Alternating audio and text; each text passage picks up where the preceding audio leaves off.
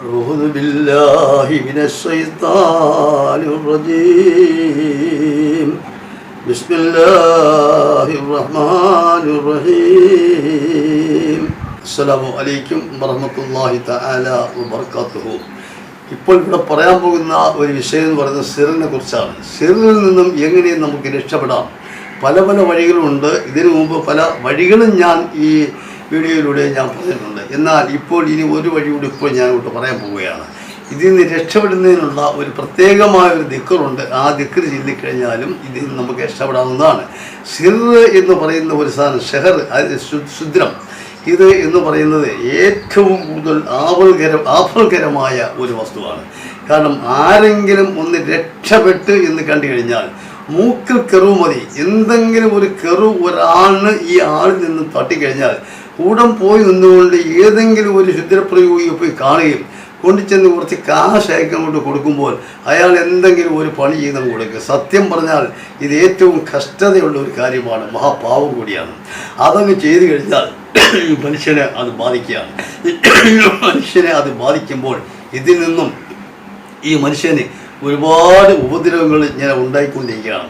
കാരണം എന്ന് പറഞ്ഞാൽ മറ്റൊന്നുമല്ല, ഈ ശൈത്താൻ ഇങ്ങോട്ട് വിടുകയാണ്. ഈ ശൈത്താൻ എന്ന് പറയുന്നത് അത് ശരീരത്തിനകത്ത് ആവാഹിച്ചു കഴിഞ്ഞാൽ അത് ഭയങ്കരമായ ബുദ്ധിമുട്ടുകൾ, ഭയങ്കരമായ പ്രയാസങ്ങൾ, മാനസികമായ വിഷമങ്ങൾ, ഈ തുടങ്ങിയുള്ള എല്ലാ പ്രശ്നങ്ങളും ഉണ്ടാകും. ചെയ്യുന്ന തൊഴിലിൽ ആകപ്പാടും മരവിപ്പുണ്ടാകും. മറ്റ് പല പല ബുദ്ധിമുട്ടുകളും ഇതിൽ നിന്നും നമുക്ക് ഉണ്ടാകാൻ സാധ്യതയുണ്ട്. അതുകൊണ്ട് ഇതെങ്ങനെയൊക്കെ ഉള്ളിൽ കയറുമെന്ന് ചോദിച്ചാൽ ചില ആൾക്കാർ പറയും ഇതെങ്ങനെയായി ശൈത്താൻ ഉള്ളിൽ കയറുന്ന ഒരു ചോദ്യമുണ്ട്.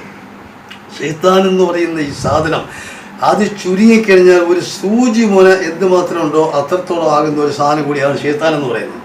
ഈ സാധനം നമ്മളെ രോമഭൂമികളിൽ കൂടി ഉള്ളിലോട്ട് പോകാൻ സാധ്യതയുണ്ട്. അങ്ങനെ ഉള്ളിലോട്ട് പോയി കഴിഞ്ഞാൽ നമ്മളെ തീർച്ചയായിട്ടും നമ്മളെ അത് ബാധിച്ചിരിക്കും. അത് സാധാരണ ബാധിച്ചുകൊണ്ടിരിക്കുകയുമാണ്. അത് അത്രത്തോളം ഒരു പവറുള്ള ഒരു സാധനമാണ് ശൈത്താൻ എന്ന് പറയുന്ന ഈ ഷെഹർ. അപ്പോൾ ഈ ഷെഹറിനെ അല്ലാഹു സുബ്ഹാനഹു വ തആല ഈ ലോകത്തിലേക്ക് ഇറക്കിക്കുന്നതുമാണ്. അപ്പോൾ ഇതിൻ്റെ നന്മ തിന്മ അല്ലാഹു തആല നന്മ തിന്മകളെ ലോകത്തിലേക്ക് ഇറക്കിയിട്ടുണ്ട്.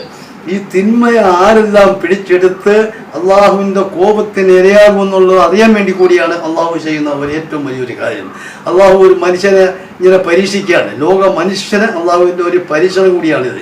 ഇതിൽ പെട്ടുപോയി കഴിഞ്ഞാൽ അവൻ ശിക്ഷയ്ക്ക് അർഹനായി. പക്ഷേ ഈ ശുദ്രം ചെയ്യുന്ന ഒരാളിനെ സംബന്ധിച്ച് തക്കാലം ഇത് കണ്ടെന്ന് ആസ്വദിക്കാൻ കഴിയും. പക്ഷേ ഇതിൻ്റെ ഭവിഷ്യത്ത് എന്താണെന്നുള്ളത് ശുദ്രം ചെയ്യുന്ന ആൾ അറിയുന്നില്ല. അള്ളാഹുവേ, ഇതൊരിക്കലും ഈ മനുഷ്യന് അള്ളാഹു സുബ്ഹാനഹു വ തആല ഈ ശുദ്രം ചെയ്യുന്ന പാർട്ടിക്ക് അള്ളാഹു പുറത്തു കൊടുക്കത്തില്ല. പിന്നീട് ഈമാനോടുകൂടി മരിക്കാനും കഴിയത്തില്ല. സ്വർഗം കിട്ടുന്ന കാര്യത്തിനും വലിയ ബുദ്ധിമുട്ടാണ്. സ്വർഗം കിട്ടത്തുമില്ല. അതുകൊണ്ട് അത്രത്തോളം നികൃഷ്ടമായ ഒന്നാണ് ഈ ശുദ്രം എന്ന് പറയുന്നത്. അല്പമെങ്കിലും അറിവുള്ള ഒരു പാർട്ടി ചെവിക്കുറ്റിക്ക് എന്ന് രണ്ട് അടി കൊടുത്താലും ശരിയല്ല.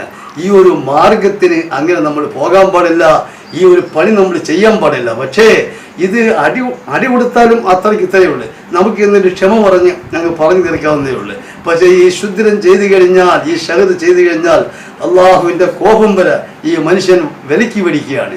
പക്ഷേ ശുദ്രം ഏൽക്കുന്ന ആളിനെ സംബന്ധിച്ച് അതിനുള്ള മരുന്ന് ചെയ്യാത്ത പക്ഷം ആ കുടുംബം തകരുകയാണ്. ആ കുടുംബനാഥൻ ആകപ്പാട് തകരുകയാണ്.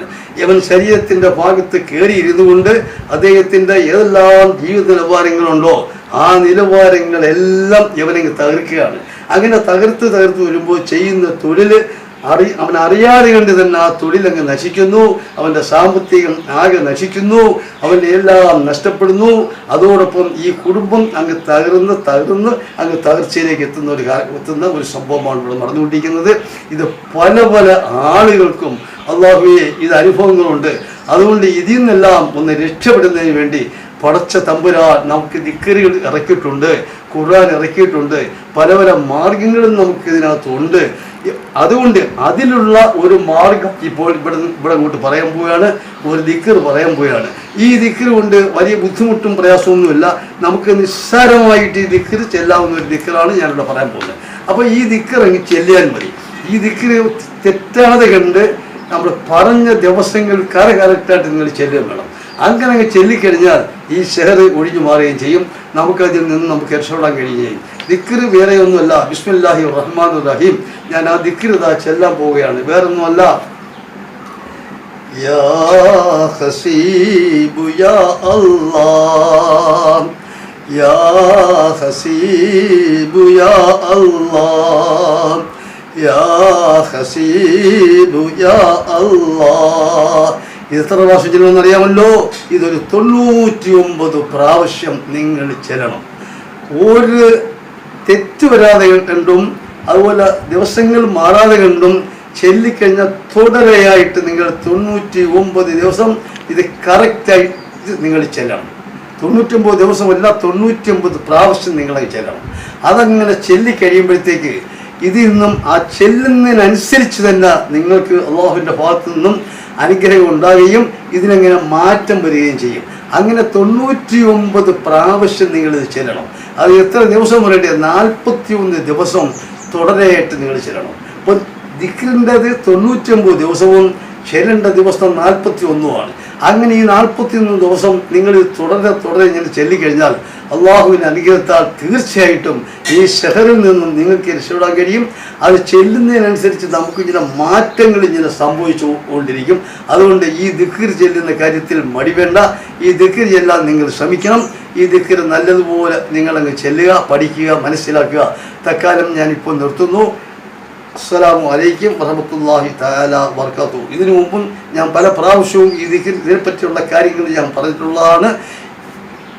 ഇത് കേൾക്കുന്നവർ ഒന്ന് സബ്സ്ക്രൈബ് ചെയ്യുകയും ഒന്ന് ലൈക്ക് ചെയ്യുകയും ചെയ്യണമെന്ന് ഇതോടൊപ്പം പറയുകയാണ്. തൽക്കാലം നിർത്തുന്നു. അസ്സലാമു അലൈക്കും വറഹ്മത്തുള്ളാഹി തആല വബറകാതുഹു.